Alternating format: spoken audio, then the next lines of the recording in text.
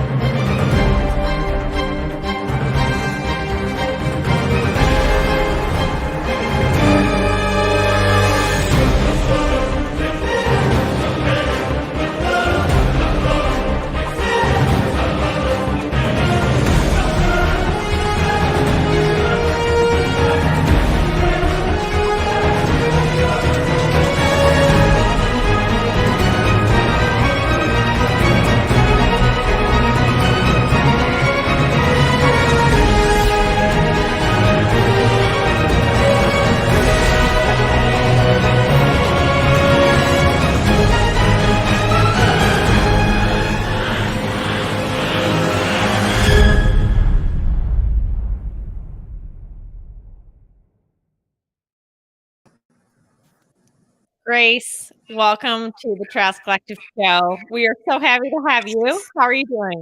I'm good. Thanks for having me. I really appreciate it.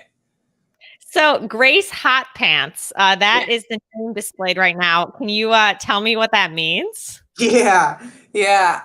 So Hot Pants is my trail name, and here's the thing. So I very often run in really short shorts.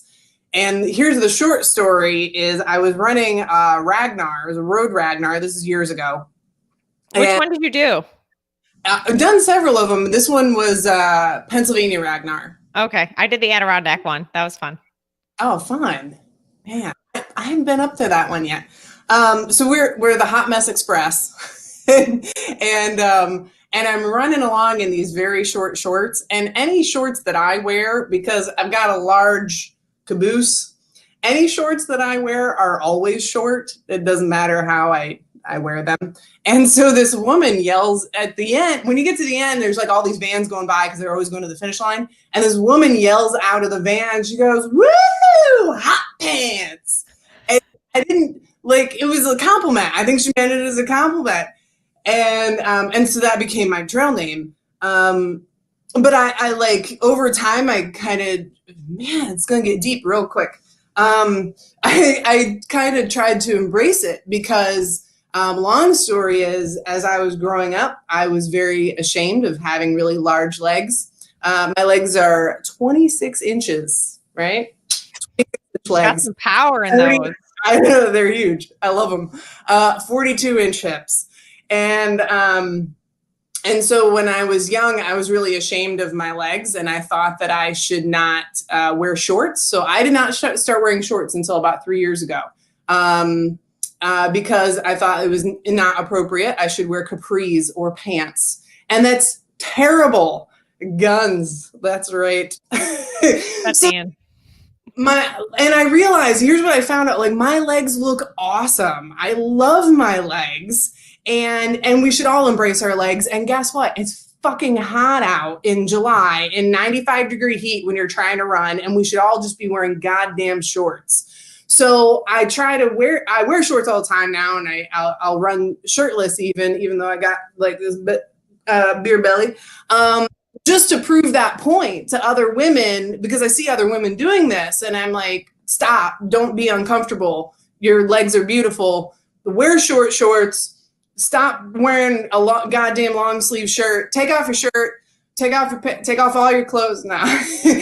So, Let's go. and stop being ashamed of your legs. And so, like, I had this name Hot Pants, but really tried to embrace it for this other reason, which is I went 33 years of my life thinking that my legs should always be covered, and that is really, really sad. And none of us should be doing that. So let's be comfortable while we're running in the summer. And I ended up with the name Hot Pants. And then there's several other trail names, but one of them is called Polka Hot Pants. I saw that and I was like, that's kind of ingenious. Jill Johnson did that to me. She's hilarious. Yeah, that's pretty awesome. I really like that message actually. So you said 3 years ago. So when did you start running? Did you always like run and work out then in like long pants and shorts, or long pants and long sleeves? Yeah. I always worked out in like capris or pants. Yep. And like my top, I would wear tank tops or short sleeve shirts or something like that. But yeah, never showing midriffs or anything like that, especially into my 30s. You know, it was terrible. Isn't that sad? I mean, I guess like if people are comfortable wearing that kind of thing, if that's what you like. I mean, I know a lot of like of the women, some of the women that I run with, like they just prefer to be more covered. But I think it's really important that you learned like I want to embrace what I have, and it's wonderful, and it's really encouraging to see that you also support other women in doing that as well. Is that so? You also are a local leader for the York, Pennsylvania Trail Sisters. And so is that something that you like bring to that organization as well? Yeah. I think I try to bring, like I said, people just being comfortable in their own skin, and having Trail Sisters is a place to do that, especially for women. I think that there's a lot of women out there who once they experience trail running, then they absolutely love it. But creating a safe space where they're comfortable to do that. And that can be uncomfortable for some women in a co-ed environment. And then maybe later on they'll feel more comfortable in co-ed and you know, maybe not, whatever.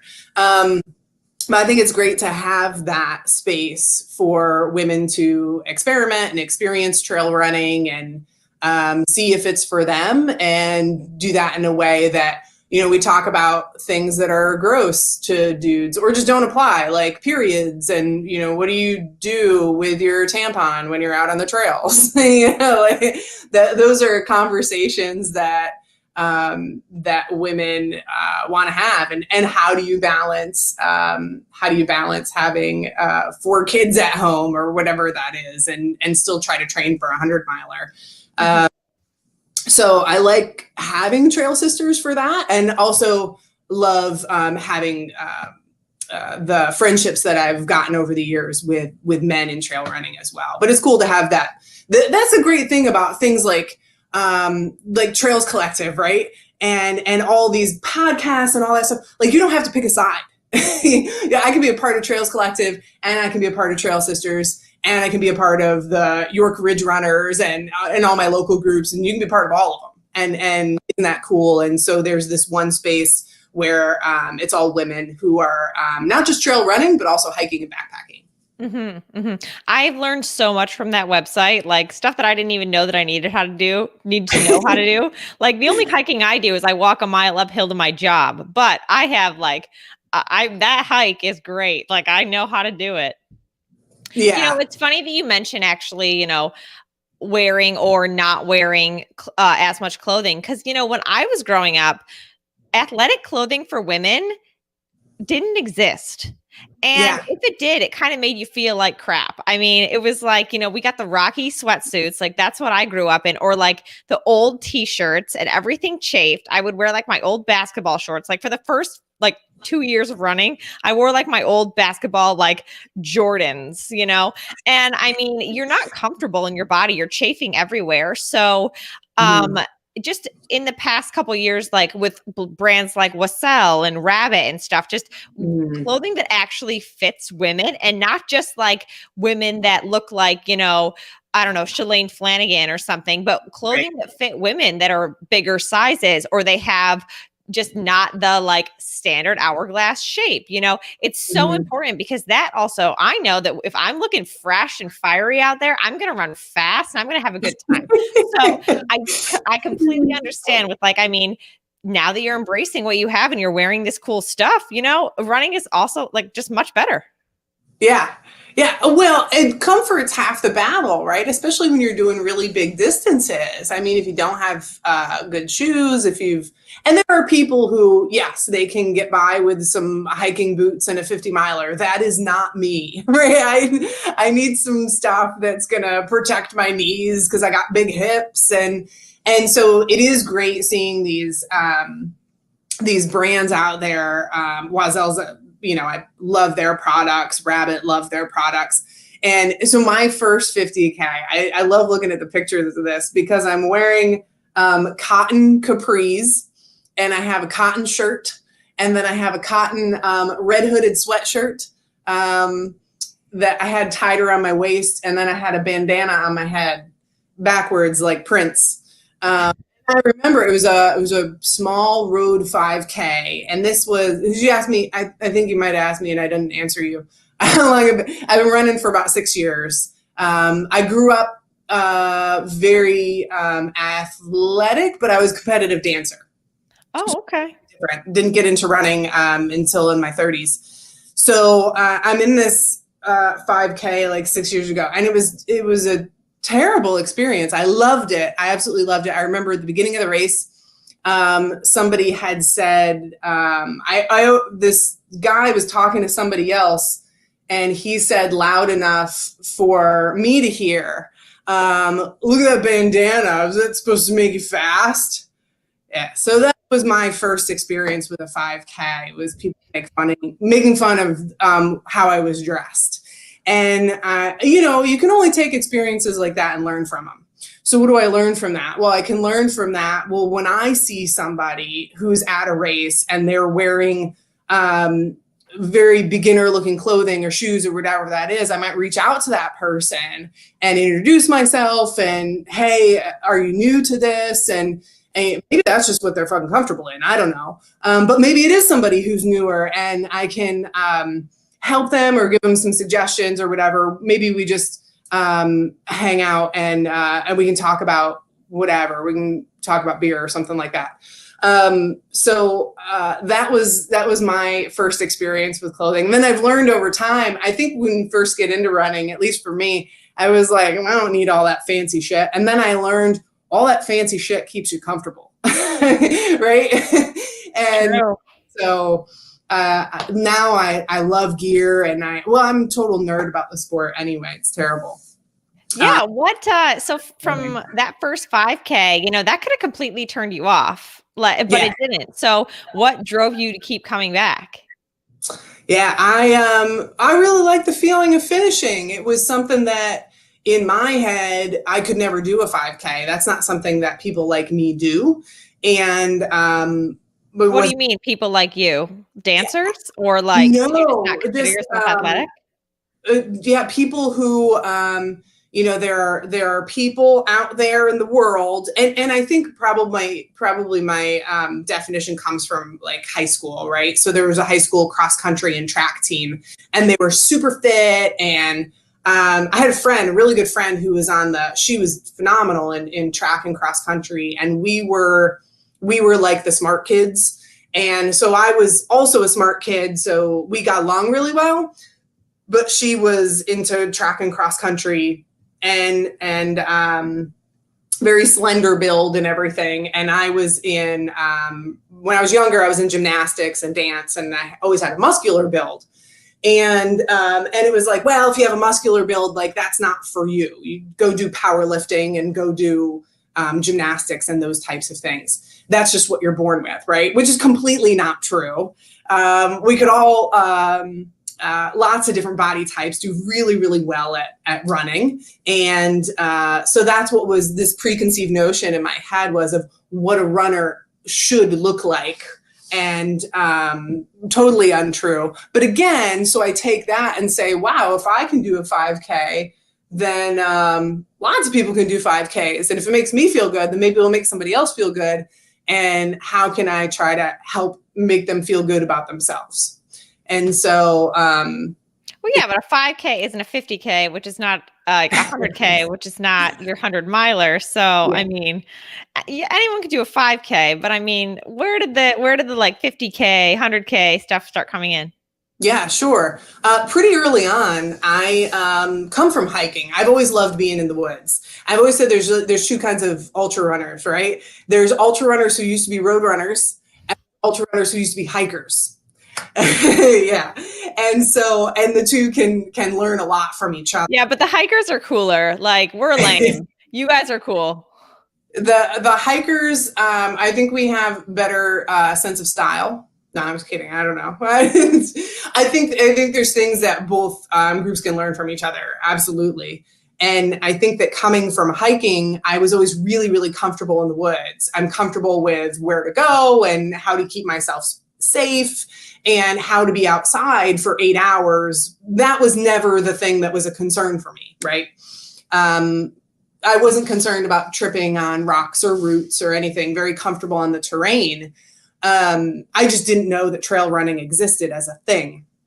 So I started road running, and then I was training for this half marathon, my first half marathon, right? I'd been running for a little over a year. And in my training cycle, I was like, well, if I do really good during the week, then I'll treat myself and I'll run out and I'll do trail running on the weekends. Because I'd seen other people doing trail running before. So I kind of knew it existed, but I didn't know there was racing and all that. So I'll treat myself by running on the trails.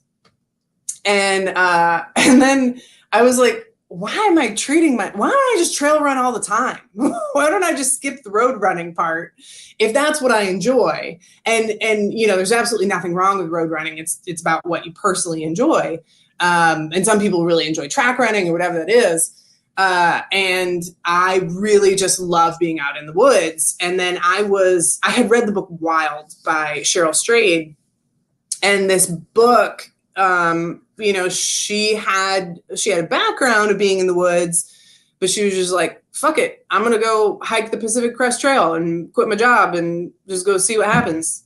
And I was like, that sounds awesome. and I think there's this mentality of, if you give me enough time, I can finish just about any distance. I just can't do it fast. But I can complete the distance, and this level of confidence in my head. And then I went to a race, and I forget which one it was, but there was a flyer from Pretzel City Sports for the KTA 50K. And I was like, I'm going to do that. And it said hiker friendly and all this shit. And I didn't know anybody who did trail running. I didn't know anybody who did road running. I ran by myself. And so then I signed up for that. And then I saw a flyer for Iron Masters 50K, and that was in April. KTA was in September. Iron Masters 50K was in April. And I was like, well, that's a lot sooner. I'm going to do that one. And it was scheduled 2 weeks after my first half marathon. So I had hiked, my longest hike was 14 miles to date. And then I ran Garden Spot half marathon. And then 2 weeks later, I ran Iron Masters 50K. It was so much slower than I expected too. I was like, yeah, it'll probably take me like 7.5 hours. That bitch took me 10.5 hours. It took me forever. And I came out of it with like my IT bands put me back by like 2 months or some shit. Like, oh my God. Really dumb. I shouldn't have done it. But that's a great story though.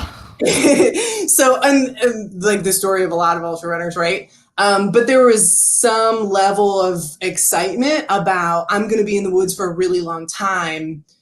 Whether I'm fast or slow, it doesn't really matter. I'm just really excited to be out there for a really long time. Like that thought of being out on an adventure for that long is like, yeah, fuck yeah, let's go do that. Do you find that you prefer, like, instead of keeping, like, say, a training week, instead of doing like 60 to 90 minutes a day, would you prefer to like do not much during the week and then on the weekend just go out for like 10 hours a day? Honestly, I've kind of grown to love it all. Um, I love going out every day if I can, and sometimes it's a little bit on the road.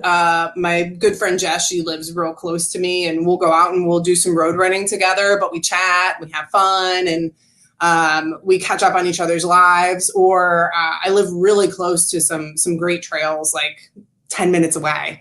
So I'll go over there and run 4 miles around the lake, and I can skip away to the trails really easily during the week. And I think that's hard for a lot of people depending on where you live. But within 15 minutes, I got my choice of like 5 different trail systems where I can get in a good up to 20 miles and not risk anything. And that's rare for a lot of people. And then if I go out further, I've got even more options. So I love going out during the week. I love going out for big, long stuff on the weekend. It's, I had an injury last year, and I think especially, being sidelined after an injury, now I just want to run. Put me anywhere. Run. So you mentioned that, the reason you sort of got into more ultras and stuff is you realize that the strength, the power your mind has is that you can finish anything, but you also have had a lot of DNFs. So did those DNFs stem from not making cutoffs? Did they stem from like maybe you fell and got hurt, or were there any of those, and did any of those DNFs stem from like, actually, no, I can't finish this today? A little bit of a mixed bag. And so I started kind of dabbling in running, and I did a little bit of everything. Like I did, Twent, he's wonderful. I did a little bit of everything. Like I did a triathlon and Spartan race and road running and trail running, and kind of dabbled in stuff to see what I would enjoy, and ended up enjoying trail running, but I was still playing it safe. I would only do stuff that had a long enough cutoff that I would make it. My 50-miler had a huge cutoff, my first 50. And then, I find this, I'm doing the same thing. Like, I'm like, I want the race to be short enough that I'm home by lunch. Yeah. That's safety for me. I need to see the end. I need to see. Yeah, I was playing it safe, and I even deferred my first marathon, which happened after my first 50K, but I deferred my first marathon because I was like, well, I'm not going to be at my best, right? Using 50K to train for marathons is something I highly advocate. Weird. Right? It's a lot more fun.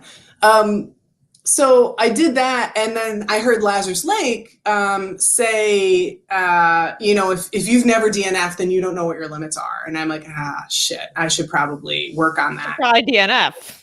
Yeah, so I had a goal of making sure that I DNF. So I started signing up for some big shit that I was like, I don't know what's going to happen. I have no idea. And so I DNF'd Georgia Death Race because of poor planning. What year was that?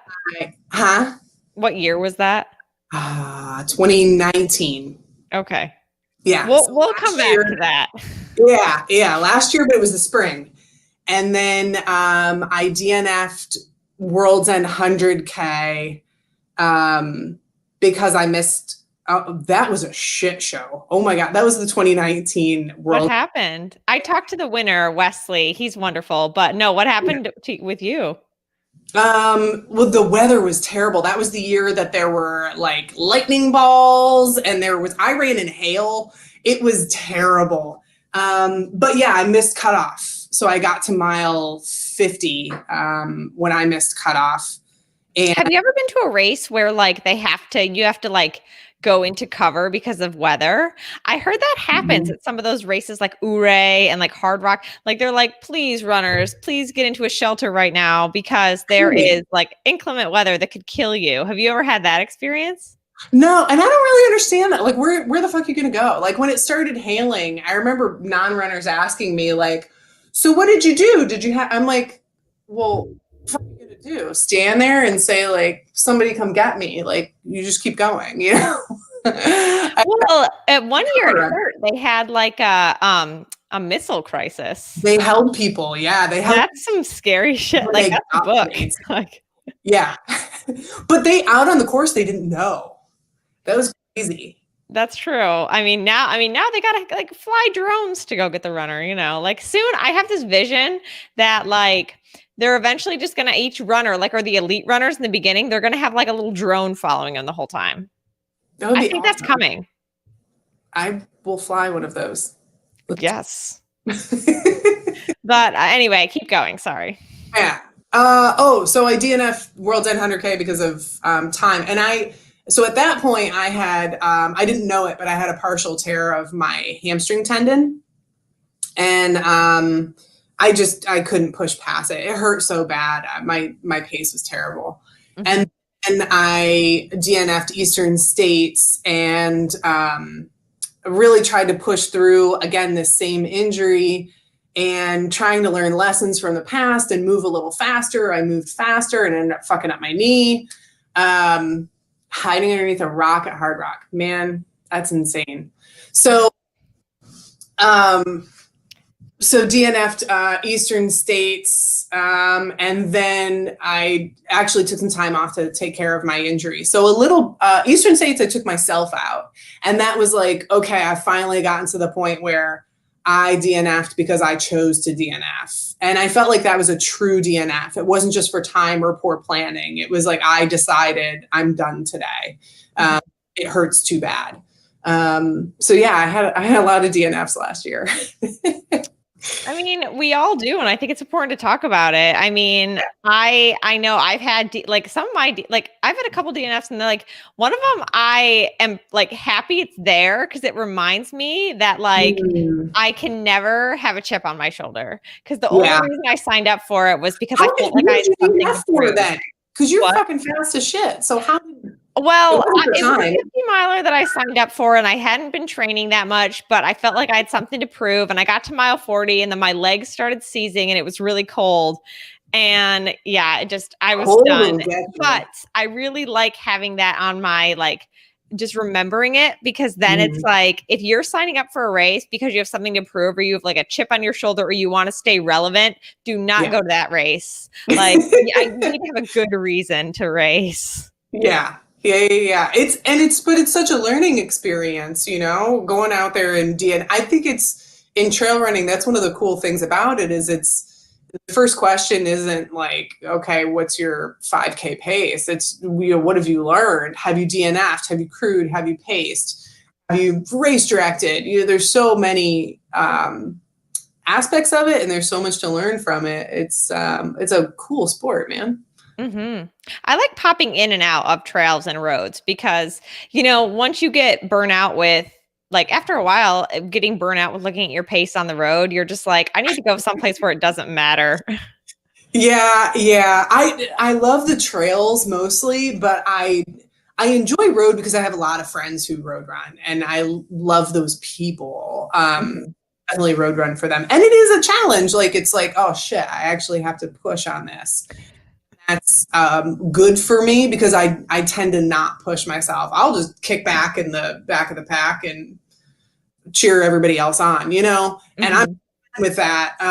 But then I'm not growing. I'm not pushing myself. And that's being complacent. And I also don't want to do that, So I think road helps trail runners to not get too complacent with their pacing. So I want to talk just a little bit about and just ask your opinion.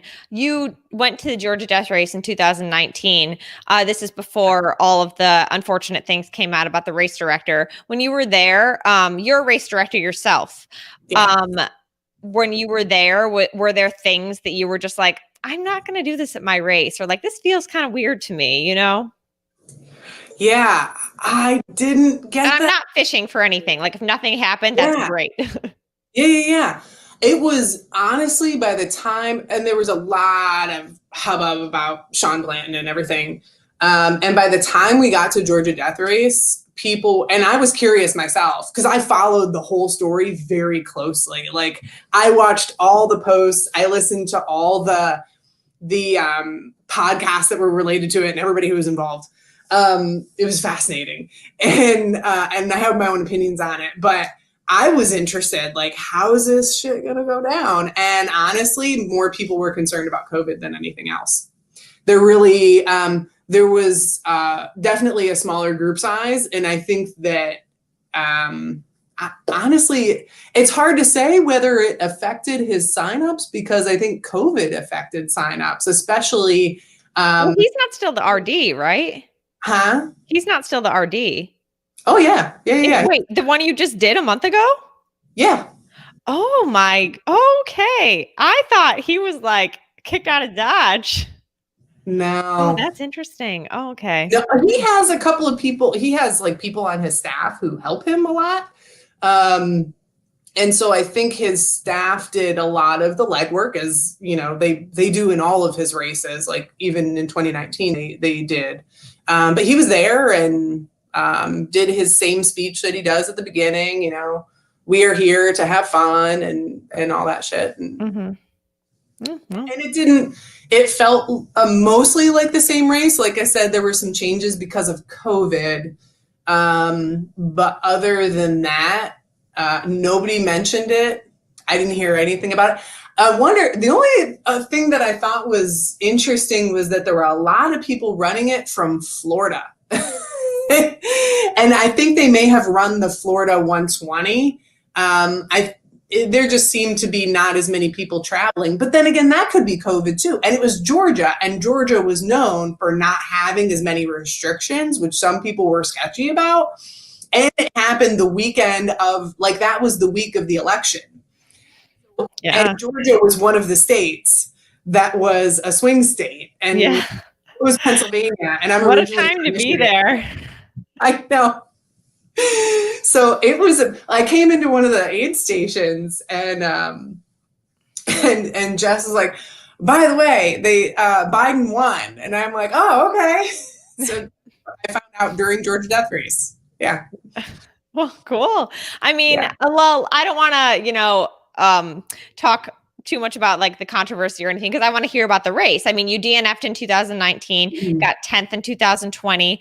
And you said this year was actually harder. So what happened in 2019 and how did you change your strategy this year? Yeah.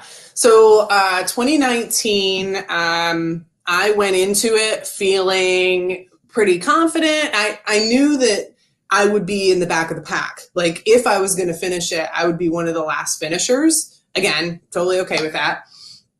But I still felt good. I felt like there was maybe an 80-20 chance. And 2 weeks prior is actually when I tore my hamstring tendon. I didn't know it. But I was like, I'm still going to go out there and I could run through it. It was just really painful. So I went out, had a strong start. And I remember I got through the first aid station, second aid station. I'm going into the third aid station and somebody had asked, they're like, what's the cutoff for this aid station? And I was like, oh, it's noon. Another person said, no, it's not. It's 11:45. I'm like, no, it's not. It's noon. They're like, no, it's 11:45. I'm like, what the fuck? I look up on my cell phone at the website and I had planned this shit so much, so early that they had changed the cutoff times for the aid stations. So I didn't know. And I'm like, and here was my strategy. I was going to take it real easy to save my quads for later on, right? Because that's the smart thing to do. Because there's a big downhill later on, so you got to save your quads, all this shit. So I hang back with this guy who's wearing these like fucking road Hokas, and I'm going to keep it real slow behind him. So anyway, I find out that the cutoff is 11:45, and I just go, fuck. And I start running because I know where I am on the course because I had studied it so much and I know how far I have to go and I'm fucked. And it's going into Skenaw Gap. So going into Skenaw is like this rocky, nasty, at times kind of like a drainage ditch, mile downhill. And I'm fucking flying down this downhill. People are looking at me like, what the fuck is she doing? She's going to get hurt. I was leaning into it. I was going as fast as I could. I come in and I'm flying into the aid station. There's this guy right behind me, and they, not this year, but last year, they scanned you in. He scans me in, scans in the guy behind me. The guy behind me passes me through the chute. He gets to the aid station. The woman at the aid station, and I don't blame her at all, says, he's in, you're out. You're 1 minute late. And that was it. That was 2019. Yeah. Out of the race. At Skenaw Gap, I was only 21 miles in. Only fucking 21 miles in. So and it was my first DNF. Did I have myself cry? I absolutely did. I'm surprised you didn't like punch her. Nah, she was doing her job, whatever. Yeah. So we cried. I went back to our cabin. I had Lacey and Ashley and Jess with me. Fucking awesome crew. And I went back and I was like, I'm going to ugly cry in the shower for a bit. They're like, cool, we're going to go for a run. I was like, cool. So they came back from the run. I ugly cried in the shower. I came out. I was like, all right, here's what we're going to do. We're going to go climb a waterfall, and we're going to get some beers, and then we're going to watch the first place females come in. Because I was hoping that Liz Canty she ended up getting second place. I got a picture with her before the race. It was so cool. And so that's what we did. And that was, I mean, what a way to end it, you know? Yeah. I mean, that's better than when I DNF Twisted Branch 100K at mile 20. Ooh. And I think I slept in my car for a little while I waited for Natalie to make the end of the race food for the actual finishers of the race. I think that's what I did. Did you eat all the foods? Oh yeah. I mean, I was just like, I'm here. I'm here. Me as well. So let's talk about that a little bit. So how do you build a strategy just to chase cutoffs, or not just chasing cutoffs? I mean, I think that's really applicable to a lot of people that do ultras. And so, do you give yourself like wiggle room, or are you like, I'm going to run 12-minute pace because that will get me to this aid station at this exact cutoff, et cetera, et cetera? Yeah. Yeah, it is a different strategy. And I love talking to people about this because, I think as a backup pack runner, I like to encourage, especially women, to go after big distances, even if they don't think they're going to finish, because I think you can finish, you don't have to choose a race that has this huge cutoff. Go after all kinds of races. But it does require a little bit of strategy. So I do like talking about that strategy because I do think it's different. And I think, for somebody like me, like I love listening to the podcasts, and I got all the magazines, and I listen to this shit all the time. And if you listen to it all the time, then there's so many people who are interviewed who are like, yeah, I didn't really have a plan. I just went in and I did it and I won, which is awesome. Don't get me wrong. Like, that's fucking cool as shit. But that is not realistic for people at the back of the pack. That's a good story on a podcast. That's not what really happened. Yeah. There's a small group of people who can pull that off, and that's cool as shit for them. Like, I don't want to knock that either, but I also, for that backup pack runner, like, don't take the side of, well, this isn't for me. It is for you. And don't take the side of, I don't need to plan, because you do. So there's a lot of planning involved. I do a lot of figuring out where are all the aid stations. Eddie, you're fucking fun, Eddie. I think I tried to get that guy on the show and he never responded to my email. So calling you out. All right, keep going. He's a humble dude. He just finished his fourth running of the Mason-Dixon Trail, which I love the Mason-Dixon Trail. Which you won? 200 miles. Didn't you win that? Yeah. No. Mason-Dixon longest day. Mason-Dixon longest day, 100K, which is only 100K. He's run the Mason-Dixon Trail 200 miles 4 times this year. Well, he hasn't responded to my email, so he's dead to me. Anyway, what do you keep going I'll with let your him know. strategy? I'm digging this strategy because I feel like if I ever want to do 100 miles, this is probably my strategy. So hit me. Yeah, it's a shit ton of research. Like, I will watch all the videos. I watch all the videos on Georgia Death Race. I read all of the blogs, and then I'm looking at elevation charts and times, and then coming up with a nutrition strategy. My race prep spreadsheets are legendary, and it's a big part of it is nutrition. Like, nutrition is the thing that gets you through, because for somebody who can run a 50K in 4 or 5 hours, you can get away with some pretty shitty nutrition. But if it takes you 10 hours to do a 50K, you need to be spot on with your nutrition. So nutrition is tied to time, not mileage. And that's where I think some people fuck that up, is they try to time it to, oh, I've gone 3 miles, so now I'm going to eat. Well, if that 3 miles took you an hour, you're behind on your nutrition. So I'll sit down with people and say, okay, let's calculate this out.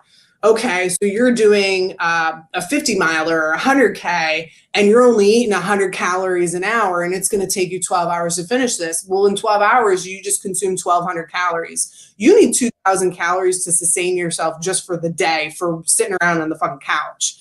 So you're at a huge deficit, and you're going to be dead by hour 8. You're done. See, now that is where runners like you, like, that's where you're like a lot better of a, like, competitor than someone if I were to try to do that. Because the reason I don't want to run very long right now is because, like, I don't like to practice that, and I'd rather not do it. And so, I think that's really a huge skill that also, like, people can learn. Like, that's something that you do not need to have any athletic ability. You don't need to move. You can, like, learn how to do your nutrition. Yeah, and that is such an important lesson, is learn how to do your nutrition. Jason Koop was just talking about this on his podcast, and he was saying, so there's this fad of people doing, like, no fat adapted. He goes fat adapted, and that. It's hilarious. Like, nobody should do that. It's a terrible idea.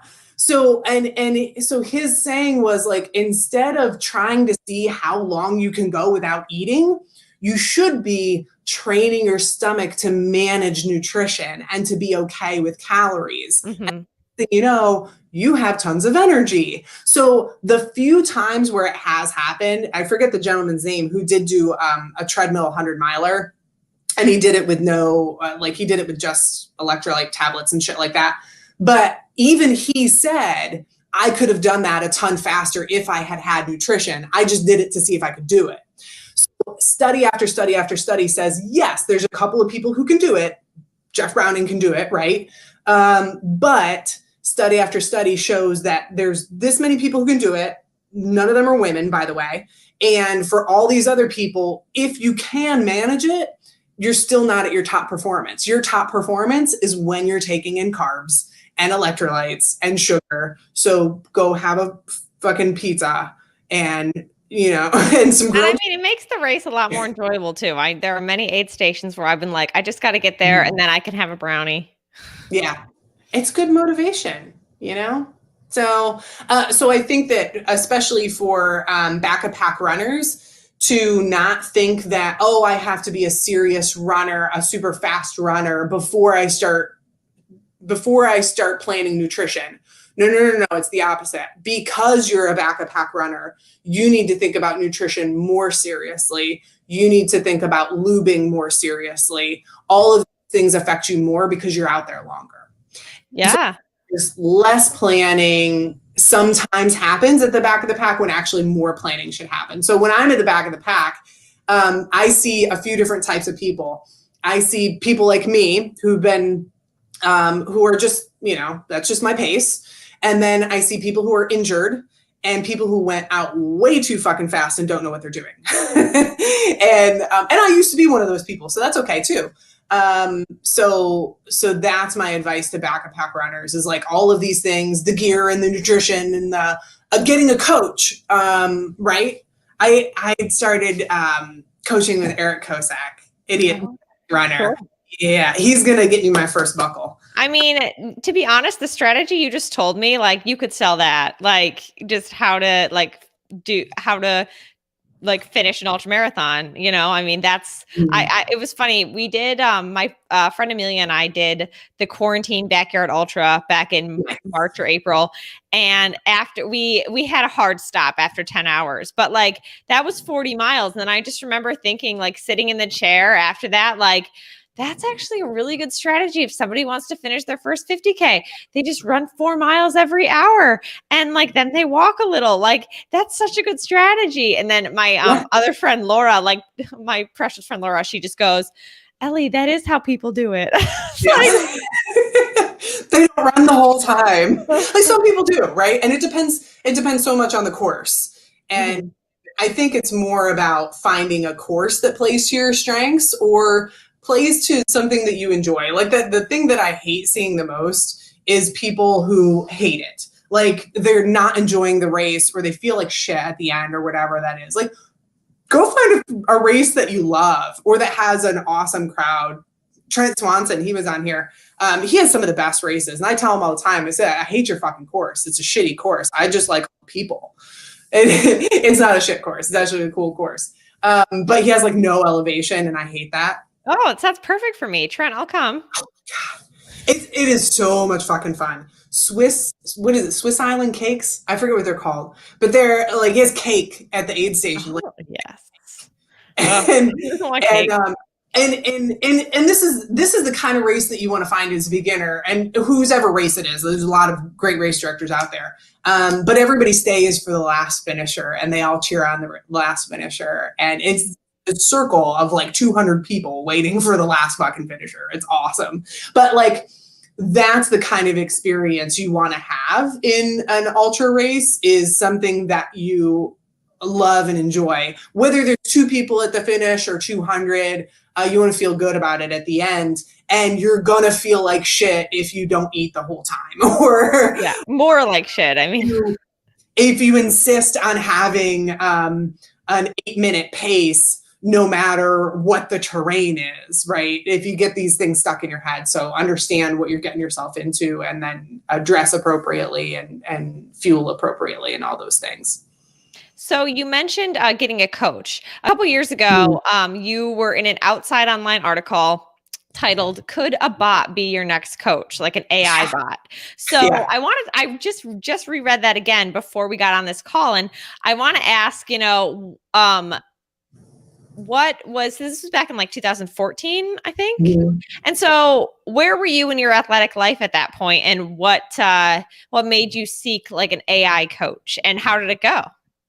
Yeah, I was still by myself in my running life. I didn't know anybody else really who was running, or if I did, very few people, and ran with them on occasion. So really early on. And like I said, I'm a nerd about the sport. Like I love the research. I love the data. I love the knowledge. And so there was this app that included a lot of, it was tracking fitness, tracking food. And then there was also a lot of just snippets of knowledge every day, and enjoyed it. And that was a fun thing to do for a bit. And so what did it like build a coach for you, or like how did that work? It sounds a little bit like, the Google, like the Apple Health Tracker you can get like on your phone or whatever. I've never used that, but I'm assuming that's something that Apple's sort of trying to build now as well into their devices, like something to help monitor your health and stuff. But I'm assuming it like took a lot of your different like biomarkers or whatever you were doing, and then it like modeled like what you should do the next day, or what did it do? No, it definitely was not a training plan. Oh, okay. For running. It was more like a fitness plan, like have 30 minutes of physical activity, and here's lots of options. And so I was definitely using it more for weight management than anything else.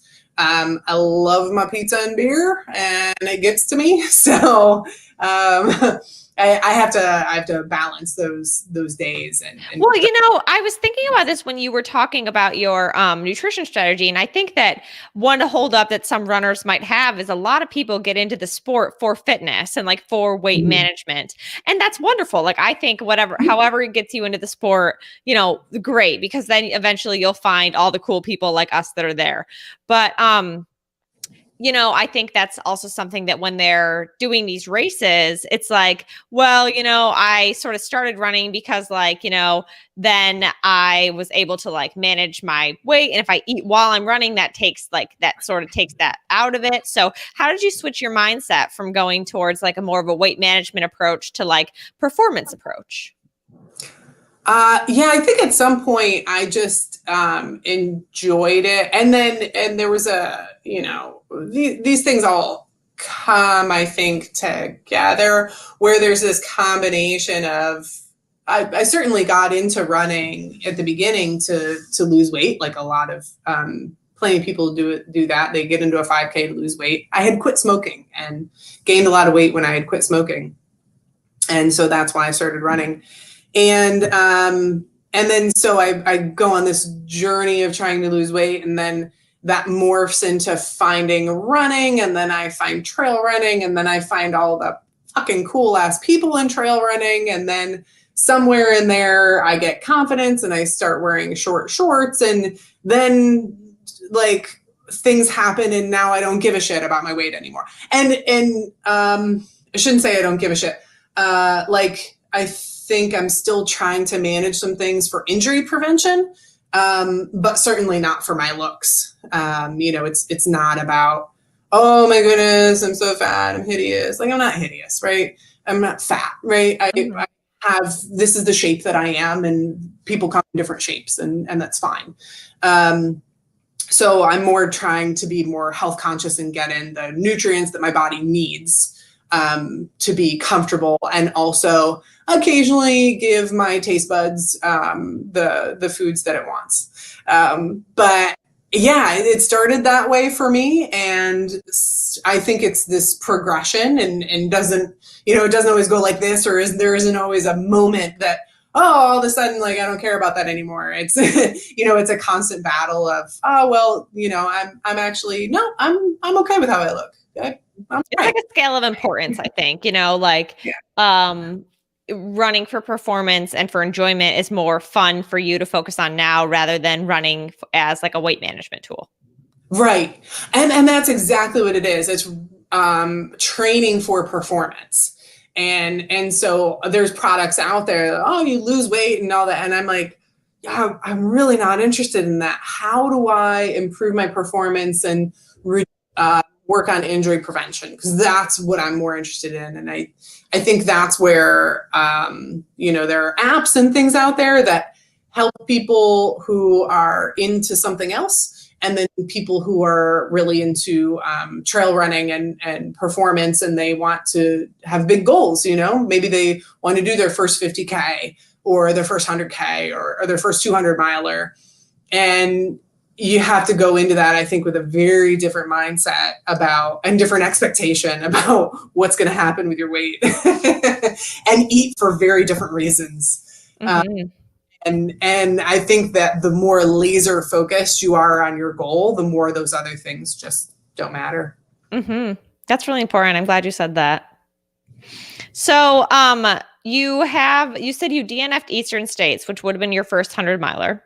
But you do have a 100-miler on the schedule for 2021. You're going to do Massanutten, which I've heard a lot about, but I want to ask, why did you choose that for your second attempt for your first 100-miler? Yeah, I'm anxious. I want to do it in the spring because Eastern States isn't until August. Eastern States, there's something about that course. Like, it's fucking beautiful. I love it. It calls to me. It sings to me at night. It's a Pennsylvania race. I live in Pennsylvania. There's something magical about Eastern States, but I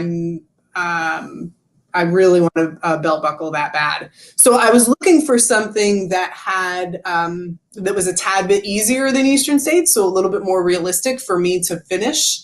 So come out of 2020 with a finish, because I think Eastern States is still, I don't know if I can finish that yet. It is a tight cutoff for as technical as that course is. It's so fucking rocky. But Massanutten was a little more realistic for me, but it's also still a mountain race. You know, I still want to be out there for a really long time. I want it to feel like an adventure. So the elevation change is a little bit easier. It's Virginia, so the terrain's not going to be quite as bad as Eastern States. I've run down there before, and but still big enough and tough enough for me to feel really, really good about that finish. And still not guaranteed that it's going to happen. But what happened at Eastern States? I went out way too fast because I was still kind of pissed about my GDR finish and going so slow at the beginning. And so I went out too fast, and my knee just felt like shit. There's a really long downhill in the beginning. There's a couple of them in the beginning of Eastern States, and I fucking flew down them and really fucked up my knee, and I was still running on that hamstring tendon tear. So my uphills were really slow because of that. I know, Karen, MMT, man. So so I pulled myself. At mile, I was at Heiner, I think it's called Heiner Run. So like 43, 47 miles in, something like that. That's still, you were probably still out there for like 12 hours. I don't remember. I don't know. I was out there for a long time, and then I got in, and the next section had 2,500 feet of climbing, and I was like, fuck that. And I knew I wasn't, like, my climbing was so slow at that point, and I could not run at all on downhills because I was in so much pain for my knee. So I couldn't do uphills or downhills at that point. I really was ready to stop running and fix the pain that I had been dealing with. It was August then, and I'd been dealing with this pain since March. And I was ready to go see a doctor and find out what was going on. And did you go see the doctor? Did. Yep. Got an MRI, and they found, like I said, a partial tear, and got injections. And I had to take 3 months off of running and did a lot of strength training. It was shitty. It was terrible. And I was, like I said, I came out of that just loving running because I had so much time where I couldn't do it. I mean, yeah, it stinks. But, you know, I think after any injury, it's like that wasn't like are you glad that you got it figured out, though? And that's like a little blip on the radar. And now, you know, you're ready for some 2021 action. Oh, my God. Well, that was 2019. So okay. That all happened in 2019, and I came out of that, and it was like, okay, I'm going to take this. And I took my physical therapy really seriously. I was like, okay, I'm going to come back to fucking strong as hell. Watch me kick ass in 2020. And of course, COVID happened, but I was really determined. I learned so many lessons in 2019, 3 DNFs, partial hamstring tear, you know, my knee fucked up, and I was like, okay, what can I learn from this? Because I can't go back and fix anything. I can't change the past. And then I came into 2020 and that an FKT. I did. So first I did I was really second guessing whether I could run for 24 hours. And so Eric Kosek invites some friends over the winter, and somehow I got invited to this fucking race. It was Chad's fault. I was like, I do not belong here because all these people are way faster than me, but they let me come anyway. And I ended up doing, I was one of the 5 or 6 people did the full 24 hours, and I was one of them. So I did a full 24 hours at his race in January on my birthday. That was my birthday present. Nice. And, March, I did the Conestoga FKT. Mm-hmm. My longest distance ever. And then the Mason-Dixon 100K, won that out of 3 people. And then I did have another DNF at World's End 100K, but I was still really happy with my performance, and then finished GDR. So 2020 has been an awesome year for me. And like, A really cool year too, with getting a lot of help from other people. I think that's been something else I learned along the way. Like I got into running by myself, and it was a solo activity. I think because I was, if you tell people about it, then you make it a legit thing. And if you legitimize it, then, well, am I supposed to take this seriously? And if I don't, if I'm not good at it, should I be ashamed? And so one of the things that I've loved about trail running and learned from it is how many people I've had to ask for help. And I've never been one of those people who wants to ask for help. I want to do everything myself because I'm independent. And so I've reached out and asked for help. I asked for help for my FKT, and I had several people come out. James Weaver is the reason why I actually finished, along with my crew, Melanie and Angie.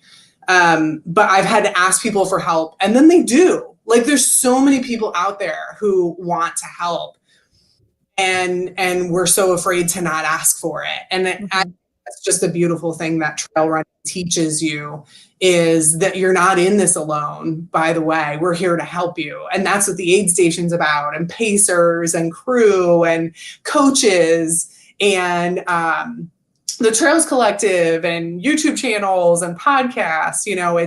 It's all, you can ask for help because there's a lot of people out there willing to help you. And so that's been this interesting transition from the beginning of running by myself at 5K and trying to do it on my own. And then being where I am now, where I love helping other people. And there's so many people out there who've helped me had a really good 2020. Mm-hmm, mm-hmm. Do you have a goal for like Massanutten? Are you taking your beat the time cutoffs, or are you going to try to, see how fast you can go? No, I'm probably going to play it conservative, especially with a first 100-miler. I think I don't want to skim the cutoffs by any means. But I'll have to see where my fitness is going into it and what makes sense for me to do that day. But I'll probably be more on the conservative side just to make sure that I can finish it. The other thing that's hard about that, though, is the longer you're out there, the harder it gets.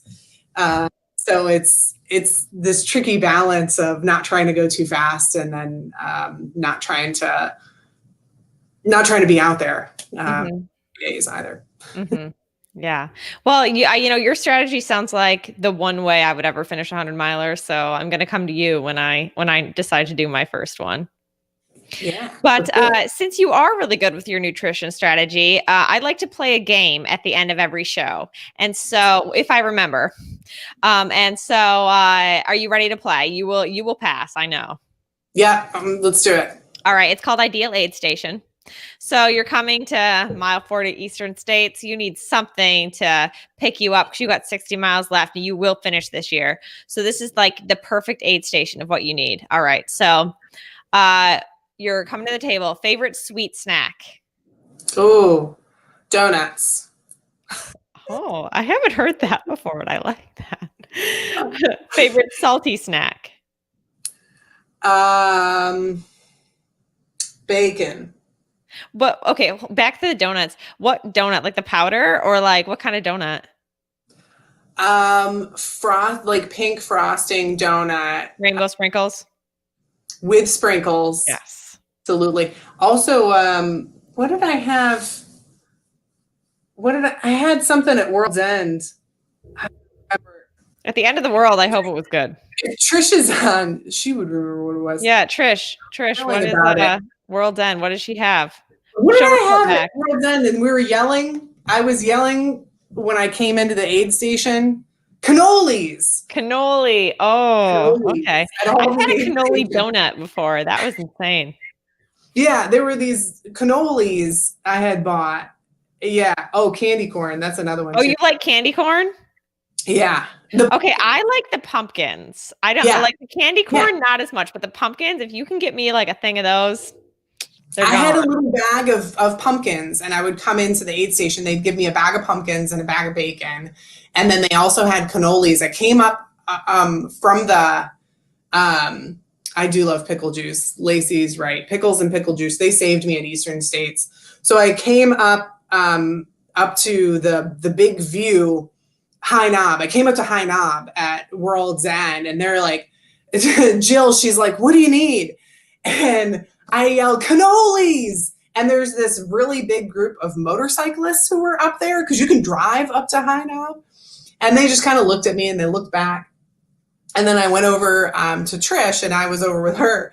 Jill went to the car, got the cannolis, and she starts going back. And she passes by the bikers, and they were like, are those really cannolis? They thought this was the funniest fucking thing they'd ever seen. Me actually, like, they thought that I was joking, but I really wanted cannolis, and we really did have them. And then I ate cannolis, and they were delicious. That's awesome. What a great crew. You know, if you have a great crew, you can like finish anything, to be honest. Oh yeah. Like, I that's have the best crew. Here's one of my favorite. I get a lot of, I tell a lot of stories. This is just what happens. This is great.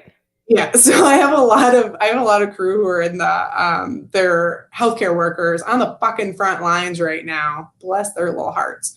So one of my favorite crew members is Lacey, and she is a home healthcare, I'm going to say it wrong, home health nurse for disabled children. Like, that's how big her heart is. But that's basically what I am when I run ultras, is a disabled child. She's training for you. It's perfect. I'm like, she can like wipe up all my liquids that happen, right? And feed me like I am a child, and I act like a child when I'm out there, and I like speak in short sentences. Like, she's the best fucking crew ever. Although she did lube my poles one time. Oof. It was difficult. All right. Next question. Favorite hot food? Ooh, I love some hot broth. Okay. Yes, I agree. Soup is the best, especially in cold Pennsylvania. Yeah. Favorite sports drink? I do Osmo. Oh, okay. I've never had that. Osmo. They have a women's, like, one formulated specifically for women, which is really good. Cool. I'll check it out. Favorite non-sports drink? PBR. Oh, and during the race? Oh yeah. Oh, okay. Interesting. She could run with me sometime. It's a lot of fun. You're making it really like hard not to want to just go to Pennsylvania for my first 100. Favorite item of gear that you would want at your aid station that might save you?